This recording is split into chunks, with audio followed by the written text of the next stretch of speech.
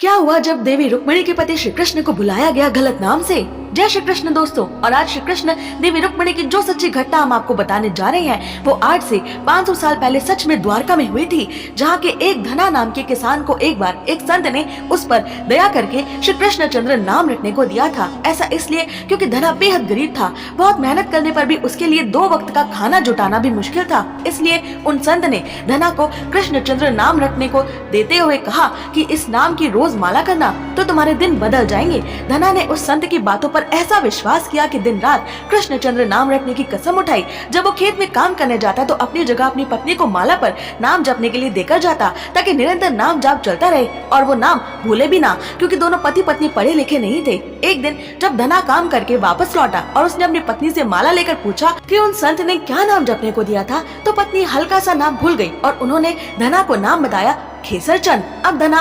खेसर चंद नाम को दिन रात रटते हुए अपने काम करने लगा। उसने ये नाम इतना रटा कि इसकी आवाज नित्य द्वारका में बैठे श्री रुक्मिणी कृष्ण के कानों में भी जाने लगी। जब किसी की भक्ति सफल होती है या उसे श्री कृष्ण के दर्शन होने वाले होते हैं तो उनसे भी पहले उन्हें माँ रुक्मिणी के दर्शन होते हैं। इस बार बारी धना की थी। देवी रुक्मिणी ने लीला करते हुए श्री कृष्ण से कहा कि आप धना को दर्शन देने नहीं जा सकते हैं, क्योंकि वो आपको नहीं बुला रहे, वो तो किसी खेसर चंद को बुला रहे हैं। उन्हें तो ये भी नहीं पता कि खेसर चंद कौन है। तब श्री कृष्ण ने देवी रुक्मिणी से कहा कि आप ही जाकर धना की परीक्षा ले लीजिए। तब माँ रुक्मिणी खेत में काम कर रहे धना के सामने एक आम स्त्री के रूप में प्रकट हुई और उनसे सवाल किया कि आप ये किस खेसर चंद को बुला रहे हैं? खेसर चंद कौन है? देवी रुक्मिणी के इन सवालों ने धना के नाम जाप में विघ्न डाला और उसने रुक्मिणी जी के काफी बार पूछने पर झल्लाकर चिल्लाते हुए कहा कि तुम्हारे बीन यानी पति का नाम है खेसर चंद। माँ रुक्मिणी ये सुनते ही हैरान थी, क्योंकि धना का जवाब बिल्कुल सही था। उन्होंने बार बार पूछकर धना को जानबूझकर गुस्सा दिलाया ताकि वो सही जवाब दे और श्री कृष्ण को उसे जल्दी दर्शन देने आना पड़े।